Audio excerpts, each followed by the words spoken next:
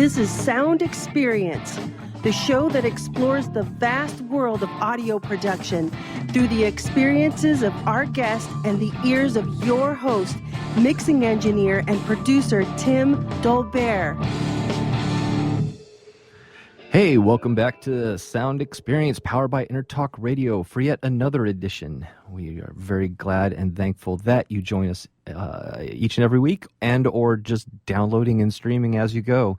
Take us with you everywhere that you go. We really appreciate it. And I am your host, Tim Dolbear, coming to you live from Austin, Texas, from Eclectica Studios. I want to give a big thanks to our sponsors, Front End Audio, your ultimate pro audio dealer, the Blackbird Academy, hands-on training for studio and live sound, and a big shout out to the Blackbird Academy. I'll be teaching. I think it is Thursday afternoon of this week. So I'm looking forward to that. So anyone from Blackbird that's listening, I look forward to hanging out with you. It's going to be fun as always.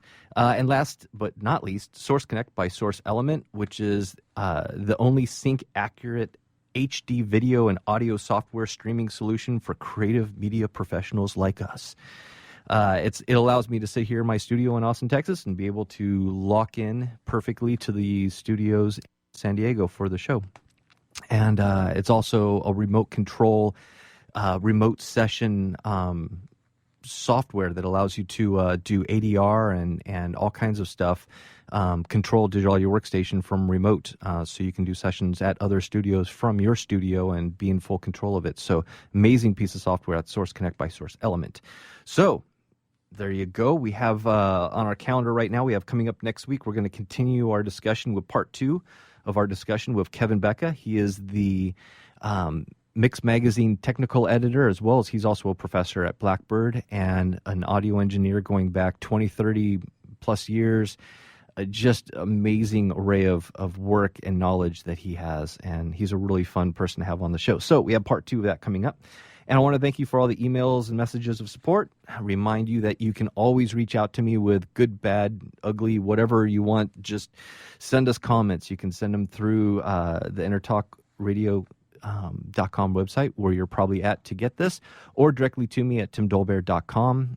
You can also hit the blog link that is on either one of those 2 sites and follow along with all kinds of interesting, weird things that go on as my life progresses as a professional full-time mixing engineer. I try to keep a blog of all of the stuff that's interesting on there. And speaking of blogs, before we jump into the special show that we have for you today, so I don't forget to tell you, if you go to the blog, which you'll find the link at Intertalk Radio /sound experience, where you're probably at anyway, or timdolbear.com, you will find the link to my blog, Tim Dolbear Blogspot. You will find the info that we're talking about today on the show and links to various pieces of information that we're going to reference. So it's very, very, very important to link over to my blog for this show specifically, because audio examples that I'm going to be referring to in the show you can find at my blog. So there you go. Now, we're going to do a special show today that's a little bit different than normal. Instead of a normal interview or learning about a piece of technical gadgetry, we're going to have a little round table with myself and my friend Joe Palmaccio. We're going to be talking about HD audio and the importance of HD audio and all of the different ins and outs of dealing with HD audio and why it matters. Now, Joe's joined us before on the show. He's a fantastic guy, lives in Nashville, and owns and operates the Place for Mastering in Nashville. He has about 4+ Grammys or something underneath his belt, and has worked with everybody. It's so often that I'll pick up an album and look at the back of it and there's his name on it. So we're dealing with a wealth of information from him, and he's just a great guy to have on the show.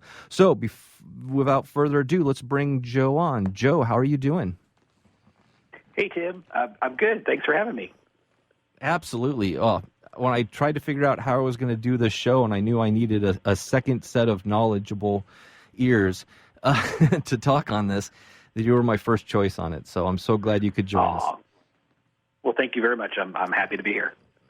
Cool. So before we dive into the topic at hand, what's new in the Place for Mastering? What's new in your professional world? Oh gosh, let's see. Well, just kind of working away. Having sort of my typical summer and doing lots of singles and some EPs. Not the album continues to dwindle as far as I can tell. But it's cool, and lots of very interesting independent projects. Working with folks from around the world and here locally too, and things are good. I'm stoked. That's cool. What a great blessing. Awesome. Well, I've been busy too. Tons and tons of mixing. The summer has been a banner year for mixing here for me and for Eclectica Studios. So it's good. Everyone I talk to seems like they're busy. Obviously, we have slow weeks and busy weeks, but overall, we're all busy. Yeah. And it seems like the industry has settled into a kind of a new format and a new way of looking at things. And those who adapted are still here. Yeah, it's an ever-changing landscape. But there's always sort of a new way to deliver music, and there's new ways to reach fans. And I think that's the part that is kind of always fluid at this point. Exactly. Okay, so in this roundtable, it's going to be kind of different. There's a couple little stories I want to share. I also want to get your take on what you did on stuff, but let me lay out a couple different definitions before we dive into it. I want this show about HD audio to be for people who have no experience, all the way to the people who have a ton of experience. So if you're hearing something that you already know, bear with us for a minute, because it will swing back around, and hopefully we'll jab you with some information that you've never heard before. So first, I want to just the basics, the file types. A WAV file is what most of us are dealing with. AIF is a WAV file that is MAC. So those are your standard WAV files that we'll be talking about that will do the different sample rates. Standard CD being 44.1. Standard for film and television has always been 48. Some people have done it for music. And then the high definition stuff we're talking about is anything above that, 88K or 96K or all the way up 192, even 384. So those are the various different sample rates that you could say the computer is taking pictures of the waveform at these various different rates. And when I say 44.1, that's 44,100 snapshots per second. So it's an amazing amount of resolution, but it really does make a difference when you step that up, when you double it and such. Other formats that people have asked about that we'll be touching on a little bit are compressed formats, and that does not mean dynamically compressed. That does not mean that it's louder or anything. It means that the file has taken a full-size WAV file and has brought it down into a smaller file size. And that would be an AAC, like you find on iTunes, MP3s, which have obviously been around since the 90s. OGG files are another, .ogg.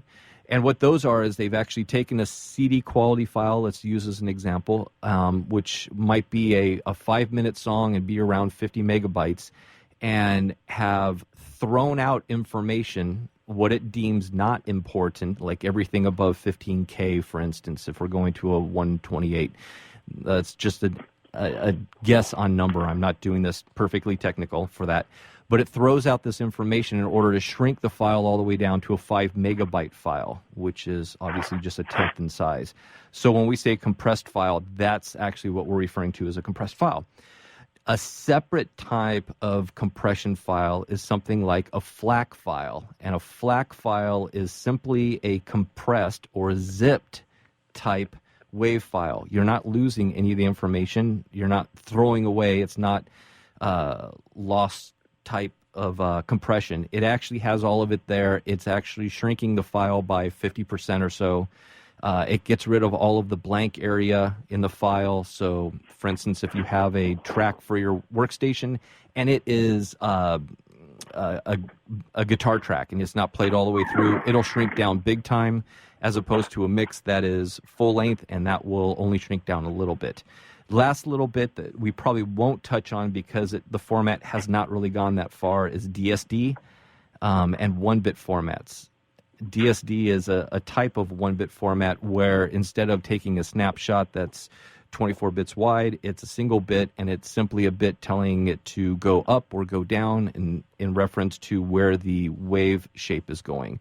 So that's a different type that is not, it just doesn't seem to be taking off, and has been around now for 15 years or more. And occasionally you'll hear it pop up in conversations, but not that much. So we're going to stick to wave AIF, standard PCM type of wave format. Before we go any farther, Joe, did you have anything as far as the DSD thing before we jump away from it?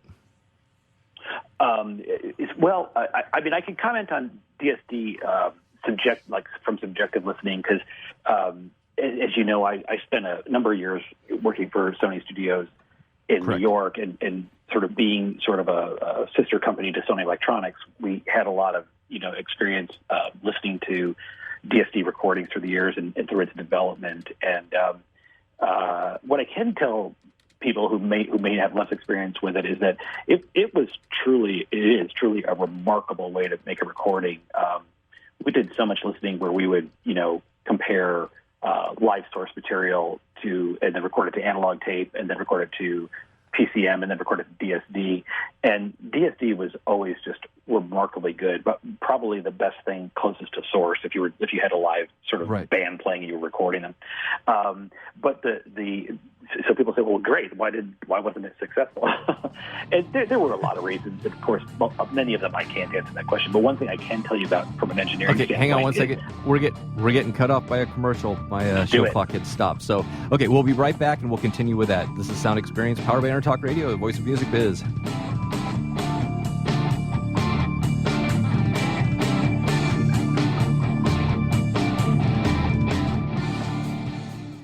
Are you serious about your music? Are you ready to run with the big dogs? The experts at Pitbull Audio have the gear to get you into the game. From leading manufacturers like Mesa Boogie, Fender, Pioneer, and American Audio. To sound your best, you need the best. Pitbull Audio can deliver in rehearsal, on stage, and into the big time. Dropping beats, shredding guitar, or making the crowd roar. Whatever you dream, Pitbull Audio can help make it happen. We are Pitbull Audio. We want you to play it loud. PitbullAudio.com. Hi, this is Tim Dolbear, host of Sound Experience here on Intertalk Radio. And Source Connect by Source Element is the essential tool that we use to link between my studio in Austin, Texas, and the WS radio station in San Diego. Now, with Source Connect, not only can we communicate in real time and with HD audio, but it's synced up and is of a high enough quality that I can use it for real-time ADR work, remote recording, and overdubbing, and it even allows me to remotely control a DAW. Source Connect by Source Element, affordable, high-quality audio and video connection over the internet for all of your production needs. This is Jackie Bertoni from Jackie's Groove. Come join me weekly on my journey through the music business as I take you behind the velvet rope, interviewing industry notables such as Al Di Meola, Michael McDonald, and Al Jarreau, to name but a few. Listen to their stories on being in the studios recording #1 hits and onto the stages throughout the globe. Allow me to be your music historian. You can hear me live every Monday at 2 p.m. and every Wednesday at 12 noon Pacific Standard Time, or 24/7 on jackiesgroove.com. Ready to get your groove on? Hi, I'm Tim Dolbear, the host of Sound Experience on Intertalk Radio. Each week, I talk with top professional audio engineers, producers, musicians, and the manufacturers that make the tools that we use in the studio each and every day. From capturing the perfect take to mastering your final release, and the tools and how the pros use them, we are going to dive deep into their process and learn from their experience. I look forward to you joining us each week on Sound Experience with me, your host, Tim Dolbear. Hey, it's Catherine from Listen Local Radio. Moe's Guitars has proudly served the San Diego music community since 1975. Specializing in guitars, basses, mandolins, banjos, and ukuleles, they buy, sell, trade, and consign. If you're looking for lessons, repairs, accessories, and cool gear, you found the right place. Located in downtown La Mesa Village, stop by and check out their digs or visit moesguitars.com or their Facebook page, mozeguitars.com, 619-698-1185. Hi, this is Rob Barnett, CEO and founder of VinVillage.com and the Wine and Dine Show on Vin Village Radio. Do you have a wine, event, product, or service to promote?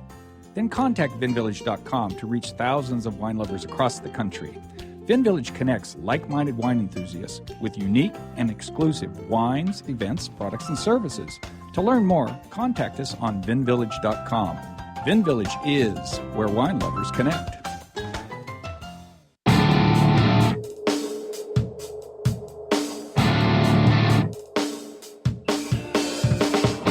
This is Sound Experience, the show that explores the vast world of audio production through the experiences of our guest and the ears of your host, mixing engineer and producer Tim Dolbear.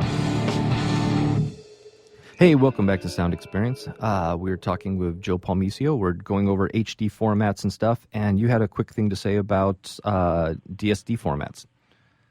Oh, yeah, I think as I was saying before the break, it's a really wonderful sounding format, but its main challenges were that trying to process the audio and or edit the audio while keeping it a DSD stream was extremely difficult. And there were some really bright people working on that for a long time, but it was just one of those things, like there were many, many challenges.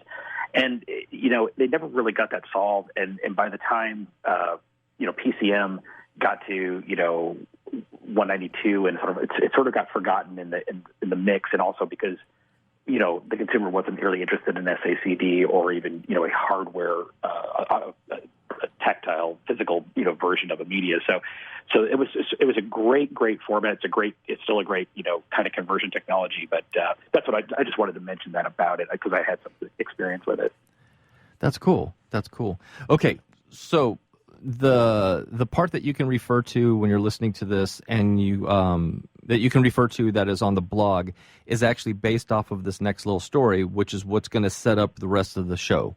So I had originally in 2008 decided for myself to test HD audio. I had always been at 44.1 and decided if I had great converters at 44.1, there was no real need to move higher than that since it was going to be delivered in CD format or MP3.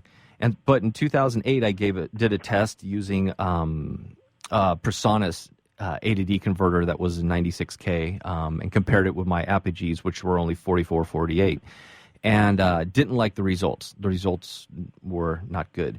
But in 2013, I went through, after getting a Mytek D-to-A converter and better Apogee converters and stuff, did the test again, and that is the test that you can read about on my blog. That is the examples you'll be able to hear.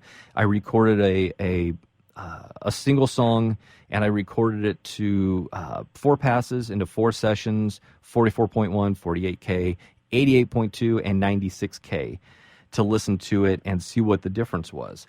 And there was a huge difference, because I was using a good converter at that point as opposed to an early 96K Presonus box. Not sure how Presonus does now, so I can't really comment on that, but the old ones were inexpensive, and we'll leave it at that. There are examples all at 44.1 that you can listen to of the sessions, because obviously so many people have the question of, okay, if I'm recording at 96, getting it back down to CD quality at 44.1, am I losing any quality? Am I losing this and that? And what are we gaining from 96K? So the first thing I wanted to go over that is kind of in the blog, but not really, and I want to get Joe in on this, is what is the sonic differences that you're going to hear working at a higher sample rate than you do at standard sample rates like around 44.1 or 48K. Joe, I'll let you start on that.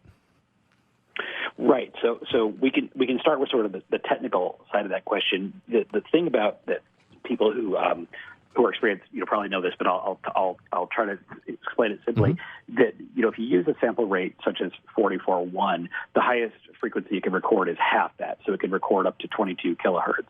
So if you're using a 96 kilohertz sampling rate, you can record up to 48 kilohertz high end. So that's the first difference, and that's something someone would say, well, gosh, I can't hear past 15K, let alone 22K or 50K. But there's arguments about that because there's sort of psychoacoustic phenomenon and sort of this information up there that a lot of people think they can hear and can feel and can tell the difference. So that would be one of the things. The other thing is just I always like to use the camera analogy. Most people can tell if they put their camera at 1080p and they shoot a photograph, and then if they shoot one at a lower setting, 300 something or another, they can tell the difference. There's more resolution, there's more clarity in the 1080p, and the same thing I think is true for high resolution sample rates. So that's kind of what I would say is sort of the place to start with. What might you hear differently? Dig it. And I went into it thinking, oh, okay, the high end will have more sheen. It will be more beautiful on the top end. And there is a little difference to the top end, obviously, because you don't have a brick wall EQ chopping everything off at 22K, which obviously does have effects and ripples down the bandwidth into the mids. I found the mids to be much smoother on the HD than I did on the 44.1. But I completely yeah, I agree. Go ahead. I agree with you. Go ahead. I agree with you on that one. Yeah, absolutely. But the biggest thing I heard for myself was a solidifying of the sound and a three-dimensional of the sound that all of a sudden was there that wasn't there with the 44.1.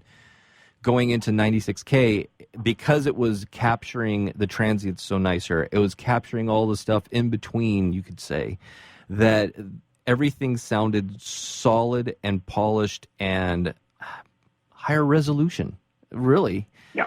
Is that something you find also? Absolutely, and yeah, I mean, I think that's exactly it. The resolution translates into a clarity, an ability to hear deeper into a mix or a song, and yeah, what you were saying about sort of things going downstream of the top frequency, that's true, because what happens in PCM audio is, as I said, if it's 44.1, the top frequency it can record as 22, but there isn't a perfect low pass filter. So in other words, you can't just simply cut it off at 22. It's like it gradually drops.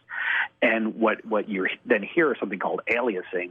And aliasing can be interpreted as kind of a smeary blurring of the sound. And so you effectively you raise the aliasing point as you go to the higher sampling rate, and then that adds to this feeling of hearing more quality, more depth in the sound. So that's absolutely, I agree that's what we're experiencing when we like the difference. Right. And a higher resolution of being able to capture the sound better is you can kind of put it together. You use the camera analogy. For sound, I also use a microphone preamp analogy. If you're using a 5-cent preamp that is in a cheap mixer and you're plugging an SM58 mic into it, it sounds one way. But if you plug that SM58 into a Manley mic pre, the resolution of that SM58 comes to life. And it's a completely different ballgame using that microphone. And it's the same type of thing going with HD. Now, everyone's often concerned about, and I'm often asked about, sample rate conversion, or SRC, where you take the 96K or even higher, and you bring it down to a lower sample rate, such as 44.1. There's a couple different schools of thought to it, and the first way that I went after was to do a loop out, which was to play out a session that's 96K out into the analog world through converters, and then back into the box captured at 44.1. And I did this because I didn't want any software sample rate conversion. I wanted natural conversion this way. And I was liking the results. The results were much better than doing a sample rate conversion directly inside Sequoia or Samplitude, even though they have a really good, really decent sample rate conversion software.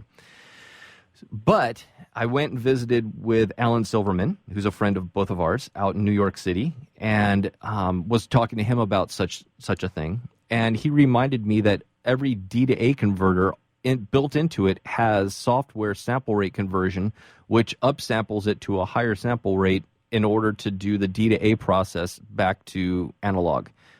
So automatically I'm having the D to A and the A to D do sample rate conversion software style that I was trying to avoid by not doing it in the box in the first place. You following? Am I making sense here? Okay. Yes. So at that point, he turned me on to Sericon. And Sericon, in my opinion, is one of the only two choices that I know of this quality. The other one's from Isotope to do sample rate conversion inside your computer. And the result of Sericon for me, which is what I've chosen and what I use, is so over the top good. The whole entire sample rate conversion is a non-issue at this point. What's been your experience? Yeah, I would say the same thing. You're right. There was a time when sample rate conversion, gosh, I mean, even going back to like the late 90s, it just wasn't great. If you were in a workstation, right, you it could do a sample rate convert, but man, it did not sound good. And so it was just, you're right. You go out, like I remember at that time I was using Apogee A to D and D to A. I did the same thing. I'd loop out to the D to A, come back in the A to D, and that was the most palatable way to do it. Then we got some decent hardware versions that could do it. Like there was a box called DB Technologies S3 or DB Technology 3000, and that was the company prior to Lavery, Dan Lavery's design, and that box did very good sample rate conversion. That was like one of the first times.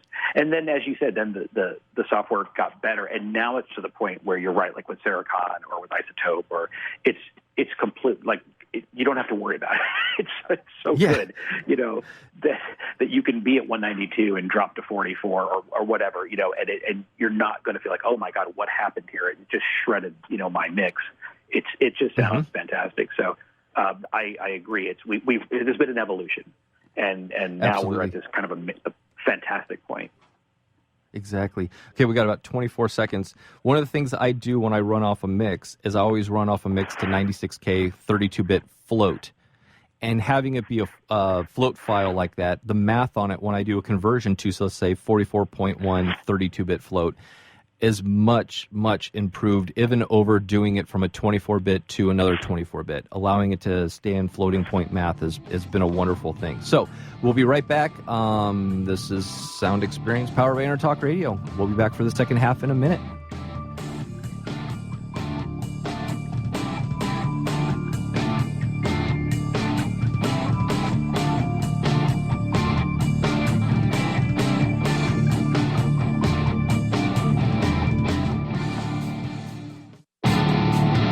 I'm Tim Dolbear, the host of Sound Experience on Intertalk Radio.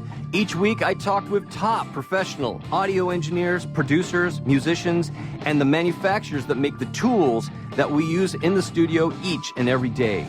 From capturing the perfect take to mastering your final release, and the tools and how the pros use them, we are going to dive deep into their process and learn from their experience. I look forward to you joining us each week on Sound Experience with me, your host, Tim Dolbear. Hey, it's Catherine from Listen Local Radio. Moe's Guitars has proudly served the San Diego music community since 1975. Specializing in guitars, basses, mandolins, banjos, and ukuleles, they buy, sell, trade, and consign. If you're looking for lessons, repairs, accessories, and cool gear, you found the right place. Located in downtown La Mesa Village, stop by and check out their digs or visit moesguitars.com or their Facebook page, mozeguitars.com, 619-698-1185. Hi, this is Tim Dolbear, host of Sound Experience here on Intertalk Radio. And Source Connect by Source Element is the essential tool that we use to link between my studio in Austin, Texas, and the WS radio station in San Diego. Now, with Source Connect, not only can we communicate in real time and with HD audio, but it's synced up and is of a high enough quality that I can use it for real-time ADR work, remote recording, and overdubbing, and it even allows me to remotely control a DAW. Source Connect by Source Element, affordable, high-quality audio and video connection over the internet for all of your production needs. This is Jackie Bertoni from Jackie's Groove. Come join me weekly on my journey through the music business as I take you behind the velvet rope, interviewing industry notables such as Al DiMeola, Michael McDonald, and Al Jarreau, to name but a few. Listen to their stories on being in the studios recording #1 hits and onto the stages throughout the globe. Allow me to be your music historian. You can hear me live every Monday at 2 p.m. and every Wednesday at 12 noon Pacific Standard Time or 24/7 on jackiesgroove.com. Ready to get your groove on? Are you serious about your music? Are you ready to run with the big dogs? The experts at Pitbull Audio have the gear to get you into the game. From leading manufacturers like Mesa Boogie, Fender, Pioneer, and American Audio. To sound your best, you need the best. Pitbull Audio can deliver in rehearsal, on stage, and into the big time. Dropping beats, shredding guitar, or making the crowd roar. Whatever you dream, Pitbull Audio can help make it happen. We are Pitbull Audio. We want you to play it loud. PitbullAudio.com. Has your business been appified? Are you tired of doing marketing that doesn't deliver results? Mobile apps build loyalty and quality retention. Your app from UPG Mobile puts your business on their mind and at their fingertips. UPG Mobile will give you a custom app highlighting how you are unique, targeting your message, and improving your open rates. Appify your business and amplify your presence with your customers at upgmobilemarketinggroup.com.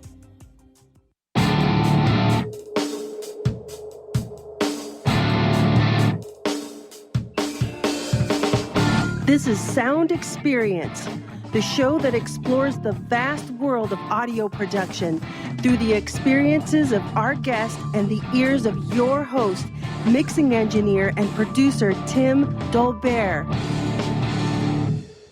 Hey, welcome back to the second half of Sound Experience, powered by Intertalk Radio. We are on with Joe Palmaccio from The Place for Mastering. All of a sudden I had an echo. That was funny. In Nashville. And we're talking about dealing with HD audio and all the ins and outs of it and what to listen for and your workflows. And one of the things that I left off with was dealing with 32-bit float files. We can dive into that later, or if you have questions about that specifically, email me. I have a page and a half of things that I wanted to get in that we can share with you guys. So let's see. The next thing up was actually stemmed from a question too, which was, well, what about just going to 88.1 instead of going 96? Because it's easier for the sample rate conversion to go from 88.2 to 44.1. And there's two things for that. And Joe, please jump in on this on your thoughts also. But I asked the development team for Samplitude and Sequoia out of Dresden, Germany, about this, and they're all mathematicians, and they just looked at me, you could say, and said, "Are you kidding? It's a computer. It is not any easier for it to do 88.2 than 96 to 44.1. It's a computer. It does not care. It's math." And which is a really good point.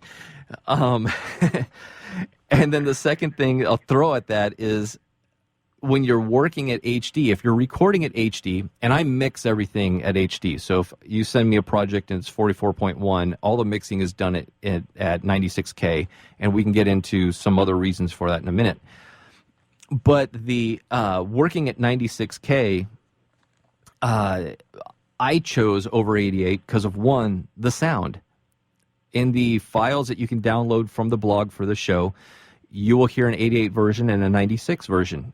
And over the 2 or 3 days that we did blind listening tests to it, every single time we picked the 96 over the 88. Now, here's one I'll throw at you, Joe. Could that be, so little amount of extra resolution. It's hard for me to believe that that's the difference. So could it be, in my theory, that some converters work better and sound better at 88.2 and some sound and work better at 96, depending on how it's programmed and its, you could say, native sample rate that it's working at? Yeah, I think there might be something to that. And of course, the reason I say it is completely anecdotal. I have no technical proof of that, but just based on like years of listening to various converters, one of the converters I had spent a lot of my career with is the Pacific Microsonics boxes. And both the Model 1 and the Model 2 were so good at recording at 44.1. And I remember there was a point where we started using them at 88.2, and it was great, but I remember thinking to myself, how come the bottom just doesn't sound the same, or in my mind, as good as the 44.1? Right. This was with the Model 1. Again, it's a really subjective thing. It's all anecdotal, that kind of thing. So I think you're right. I think there is part of the design, of how is the thing optimized to be used. But I think you're right that you do hear a difference. I noticed when we first started messing around with higher sample rates, just going from 44 to 48, I remember thinking, there's not going to be any difference. And this was years and years ago. And I would make a recording. I'd be like, damn it, there's a difference. Right. Like I didn't want to believe it, but if I was being honest with what I was listening to, I was like, it really is better. So I think, I understand you hearing one between 96 and 88.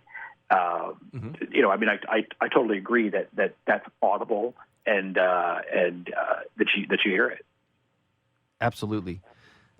And like I said, the examples are there, and I welcome people to please do the same. Take the test that I did and the information in the blog and do that exact same test. You'll kill an afternoon doing it, but these are the kind of things you're supposed to be doing if you want to be an audio engineer. If you, as an audio engineer, really don't feel like diving in and learning all different aspects that you should have in your toolbox, it's kind of like a guitar player never practicing, right? So these are things we do as audio engineers. Dive in and try it yourself. And the test that I did, you'll hear it. I used a wide range of instrumentation for it in order to grab the spectrum. So there's electric guitar, there's drums, there's bass, there's acoustic guitar. I believe there's mandolin on it, and there's also voice. And so you're able to get a wide range at that point. Yeah. So working at HD, working at 96 versus 88, of course, we then throw in the what about 192? So have you done much work at 192? Yeah. So my experience with 192 has been, obviously, being a mastering guy, has been when people send me mixes at 192. I don't get a lot of them, honestly. I get them occasionally. And when I ask mixers about it, one of the things that they frequently tell me is that, well, the session could have been 192, but then I can't access a lot of the software plugins processing, wow, et cetera, at 192. They work better at 96K. So that's there's been sort of a little a pause, from them jumping from one to the other. And but the guys who sort of have experimented with it do think it's an order of magnitude better to double that sample rate. Now, of course, I always go back to something one of the old engineers I learned from when I was a kid saying there's a reason we don't have a 60 IPS tape machine. It's like, we stopped at 30 because there's a point of diminishing return. And so that becomes the arguable point here is like, well, how high is high enough? Because as you said earlier in the broadcast that, there's a 384 sample rate, and, should we go beyond that? And of course I can't really answer that question, but I do think it's if someone wants to play devil's advocate and say, well, is there a point of diminishing return? There probably is, and I guess that's for all of us collectively to decide what that is. Right. Yeah, and really, obviously, computer processing now is fast enough that 96K, none of us have an excuse, even with a cheap laptop, at working at 96. But working at 192, Absolutely. Suddenly your horsepower really diminishes. Your storage space goes through the roof. It's a different ballgame. You touched on something that is on my list to touch on, which is plugins. You've had engineers tell you that it works better at 96 because the plugins all. I am a huge advocate of if you're working with plugins, and who isn't nowadays, working at 96, almost all of the plugins sound better at 96, with the exception of the ones that are out there that are already designed that are upsampling to begin with. Yeah. So yeah, I think that's true. I mean, I think it's so incredible, to work with plugins and work at 96K, and like you're saying, with sort of the most modern iterations of it, they are so solid, and they really sound quite good. I mean, it's quite impressive, just how good it's gotten. And I guess it's to be expected, as you just stated, that the processing power inside of most laptops can run a 96K session, and you're not even stressing the system at all. So exactly. Yeah, I think so I guess that begs the question. Well, are we optimized to work there? I would say yes. And so then, is there an argument to sort of that's where we should all be working? I think that's the question you have to ask. And I agree with something you said earlier, which was there's no reason to not work at 96. It's so accessible to anybody. It is now, the de facto professional audio recording standard 96 24 bits, So if you're working below that, you're sort of, you're not working as sort of a pro kind of situation. Right. And you're cheating yourself, really. It's amazing how when you get into like any piece of professional gear, as the gear gets better, as the design is better, your job as an engineer is easier. Miking up a band and recording a band with really cheap preamps is a lot more work than plugging them into really nice sounding preamps. It does the job for you. Right. So having 96K it's not just striving for excellence, it's actually doing your best and using the tools that are out there at its best. So I hope that made sense. One of the plugins that I used in the testing that I talk about in the blog, a lot of EQ, especially from Universal Audio, for instance, they upsample internally, which of course always concerns me because then there's sample rate conversion in the plugin happening, which then you have a whole nother thing of math happening. And if you're already working at HD, I'm not sure why you necessarily need that, though I'm sure they have reasons for their modeling. But the Neve channel strip that is part of UAD is my favorite channel strip, the RS88, or 88RS, sorry. And it does not upsample. And I had always loved that plugin except for the high end, the top airy high end of that plugin when I worked at 44. When I went to 96, suddenly there was air. There was space and presence and clarity and smoothness to the top end that the plugin did not have at a lower sample rate. But at 96, that plugin came to life. And, I have an Octo card from UAD. I can have like 100 of those plugins open across 100 channels if I want to. It's just amazing because of the fact that it's not upsampling, it's not doing extra CPU power. Because it's already there, you don't need it. You following along on that one? Yeah, no, that makes total sense. And you're right. It makes sense why it might work better. Yep, exactly. So, okay, we're coming up on an ad break. We're going to hit last couple topics when we come back, and we're glad you're listening. You are listening to Sound Experience, powered by Intertalk Radio. As I have 12 seconds, I'm going to give another thanks to our sponsors real fast, which is Front End Audio, your ultimate pro audio dealer, the Blackbird Academy, hands-on training for studio and live sound, and Source Connect by Source Elements. So when you get a chance, go online and check these people out and support the cause. Front End Audio, Blackbird, and Source Connect, they're all really great. We'll be right back in a few minutes.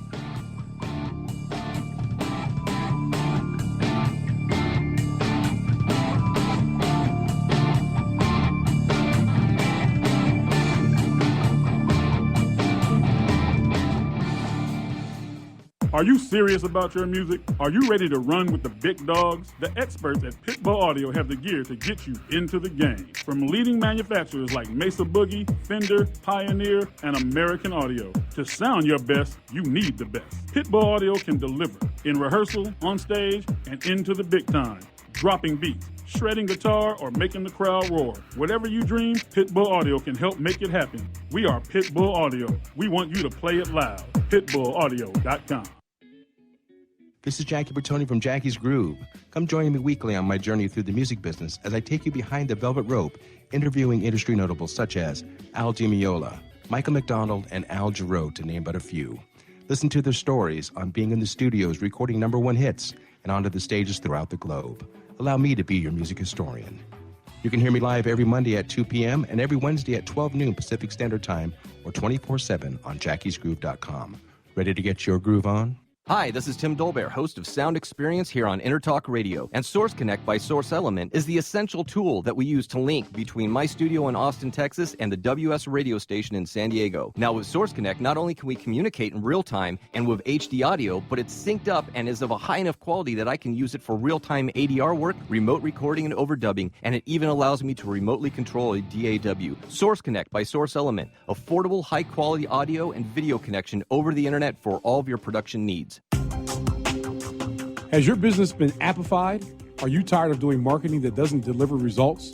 Mobile apps build loyalty and quality retention. Your app from UPG Mobile puts your business on their mind and at their fingertips. UPG Mobile will give you a custom app highlighting how you are unique, targeting your message, and improving your open rates. Appify your business and amplify your presence with your customers at upgmobilemarketinggroup.com. Hey, it's Catherine from Listen Local Radio. Moe's Guitars has proudly served the San Diego music community since 1975. Specializing in guitars, basses, mandolins, banjos, and ukuleles, they buy, sell, trade, and consign. If you're looking for lessons, repairs, accessories, and cool gear, you found the right place. Located in downtown La Mesa Village, stop by and check out their digs or visit moesguitars.com or their Facebook page. mozeguitars.com, 619-698-1185. Hi, I'm Tim Dolbear, the host of Sound Experience on Intertalk Radio. Each week, I talk with top professional audio engineers, producers, musicians, and the manufacturers that make the tools that we use in the studio each and every day. From capturing the perfect take to mastering your final release, and the tools and how the pros use them, we are going to dive deep into their process and learn from their experience. I look forward to you joining us each week on Sound Experience with me, your host, Tim Dolbear.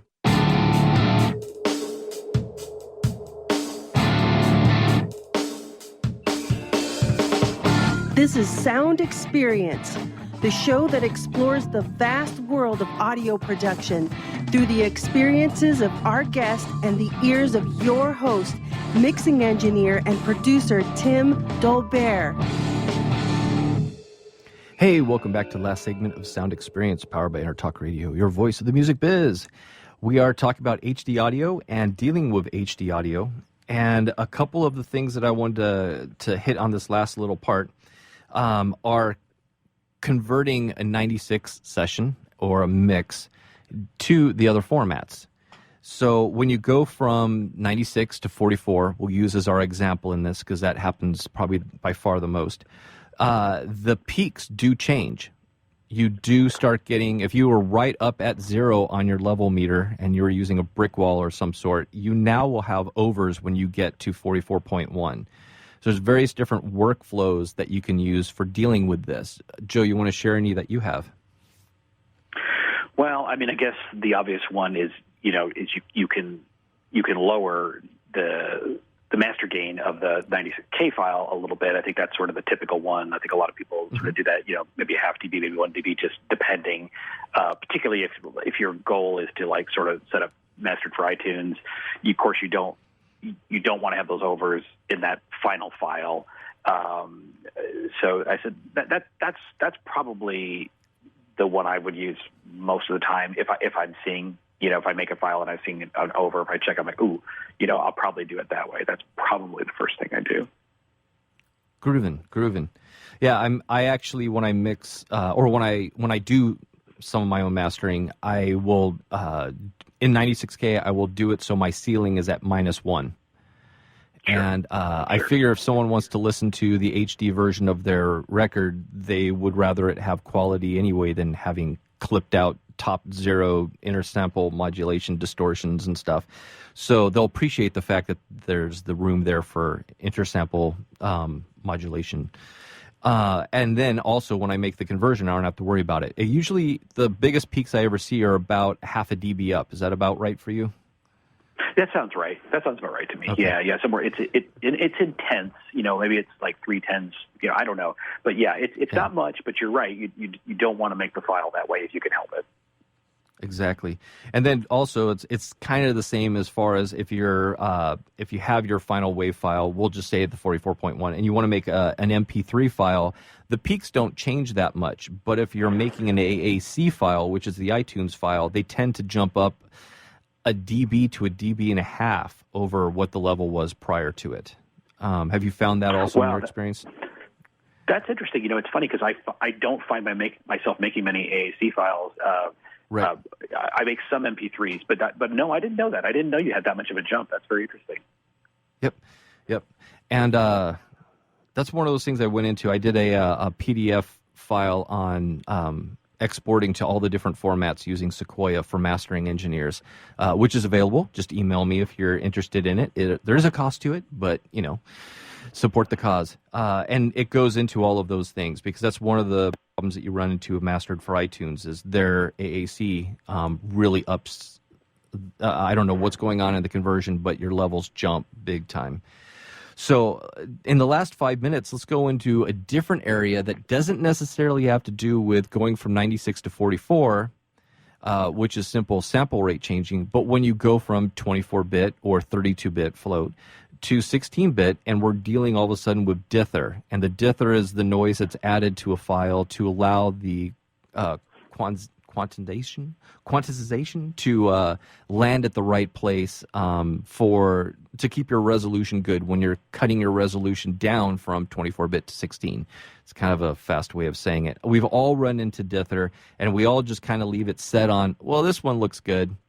And I've had many discussions with you, Joe, about that as far as, okay, I've always used Power 1 just because I think that's what I'm supposed to do, and I'm actually now on Power 3 because it seemed like it was a little better, but even I have trouble hearing the differences with dither. Can you dive into that with us?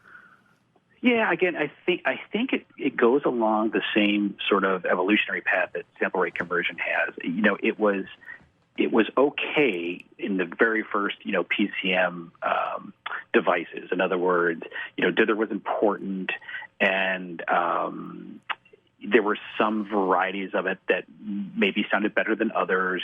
Back when they started marketing them as sort of standalone products, there was something that Sony made called Superbit mapping, and then Apogee had something called UV22.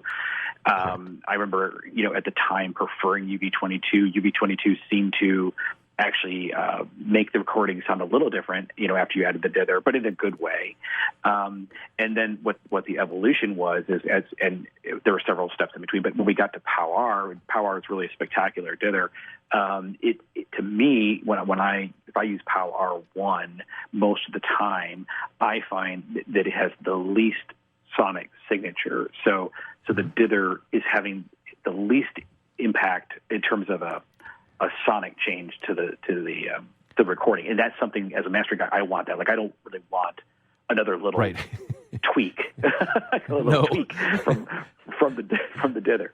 But there are, again, I remember I mentioned Lavery Electronics earlier. They had several different varieties of dither on their 3000 box, and you could use it sort of in like a almost like an EQ, if you will, like a burnishing effect. Like you'd set the dither differently, and it would make your master sound a little bit different, and it could be positive. So that's been my experience with it.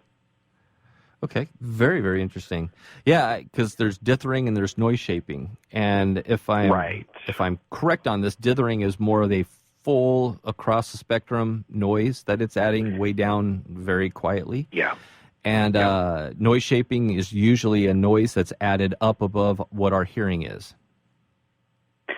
Yeah, there's right. So different. You're right. There are different techniques, different ways to apply that dither to sort of.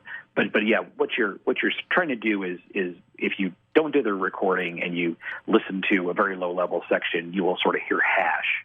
And so all this, by adding the dither, you're sort of disguising that hash so that it sort of blends into the noise floor of the recording. But you're right; those are different techniques, and that's where there's triangle dither, sort of delta sigma. I'm sorry, not delta, that's beta deconversion. But there's different types of techniques for applying the dither. Yep, exactly. Well, very cool. All right. Well, that was as much information as we could possibly cram into an hour, wouldn't you say? Absolutely. So I really appreciate you being on here. We have about a minute and 40 seconds left on this segment. And just a big shout out to you and a big thank you to you. And I just invite people to please go to your website, which is, what's the actual website, UL? Yeah, it's www.theplaceformastering.com. Perfect. Because in your logo you have extra dots in there just to confuse people, but on the web address you don't. So please check out his website, check out his work, and if you're in the market for mastering right now or want to find out what serious next level mastering sounds like, please hit up Joe and the team over there. I think you'll have you'll love it. You'll love the results from it. So, and as always, if you ever want to talk about discussing your project with me, about having me mix, I would love to have that time with you. And I give full attention to my indie artists as much as labels. So I really, really just care about the music and diving into that. And so you can reach out to me at timdolbear.com. And and please reach out to our sponsors. Again, all of the information you can find on this subject, which was the HD show, is on my blog, and you can download the examples there. The examples being the different sample rates I recorded at 96K, 88K, 48K, and 44.1. And you can hear what I found through my journey of it. You can read a little bit more in depth in that there. The links to that should all be on the Sound Experience website, or you can hit my blog button at timdolbear.com, and you'll find it right there too, along with a bunch of other subjects. So thank you again for joining us, and thank you, Joe Palmaccio, for joining us. And we look forward to hanging out with you next time. Now, go make some music.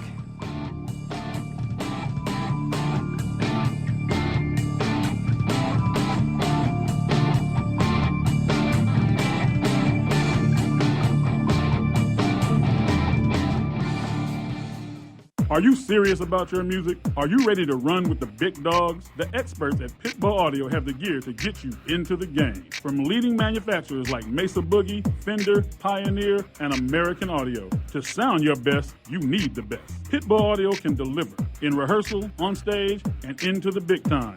Dropping beats, shredding guitar, or making the crowd roar. Whatever you dream, Pitbull Audio can help make it happen. We are Pitbull Audio. We want you to play it loud. PitbullAudio.com. Hi, this is Tim Dolbear, host of Sound Experience here on InterTalk Radio. And Source Connect by Source Element is the essential tool that we use to link between my studio in Austin, Texas, and the WS radio station in San Diego. Now, with Source Connect, not only can we communicate in real time and with HD audio, but it's synced up and is of a high enough quality that I can use it for real-time ADR work, remote recording, and overdubbing, and it even allows me to remotely control a DAW. Source Connect by Source Element, affordable, high-quality audio and video connection over the internet for all of your production needs. Which sandwich is healthy and tasty? Which sandwich can come on bread or in a bowl? Which sandwich comes 51 different ways, so it's always your way? A which sandwich. Stop into our shop in Hazard Center. We're upstairs from the Hazard Center Digiplex. Bring in your movie ticket. We will add a free drink and chips to your sandwich order. Or order online at which.com, and we will have it ready and waiting. WHICH, which.com. This is Jackie Bertoni from Jackie's Groove. Come join me weekly on my journey through the music business as I take you behind the velvet rope, interviewing industry notables such as Al Di Meola, Michael McDonald, and Al Jarreau, to name but a few. Listen to their stories on being in the studios recording #1 hits and onto the stages throughout the globe. Allow me to be your music historian. You can hear me live every Monday at 2 p.m. and every Wednesday at 12 noon Pacific Standard Time or 24/7 on jackiesgroove.com. Ready to get your groove on? Hi, I'm Tim Dolbear, the host of Sound Experience on InterTalk Radio. Each week, I talk with top professional audio engineers, producers, musicians, and the manufacturers that make the tools that we use in the studio each and every day. From capturing the perfect take to mastering your final release, and the tools and how the pros use them, we are going to dive deep into their process and learn from their experience. I look forward to you joining us each week on Sound Experience with me, your host, Tim Dolbear. Hey, it's Catherine from Listen Local Radio. Moe's Guitars has proudly served the San Diego music community since 1975. Specializing in guitars, basses, mandolins, banjos, and ukuleles, they buy, sell, trade, and consign. If you're looking for lessons, repairs, accessories, and cool gear, you found the right place. Located in downtown La Mesa Village, stop by and check out their digs or visit moesguitars.com or their Facebook page. MOZEguitars.com, 619-698-1185.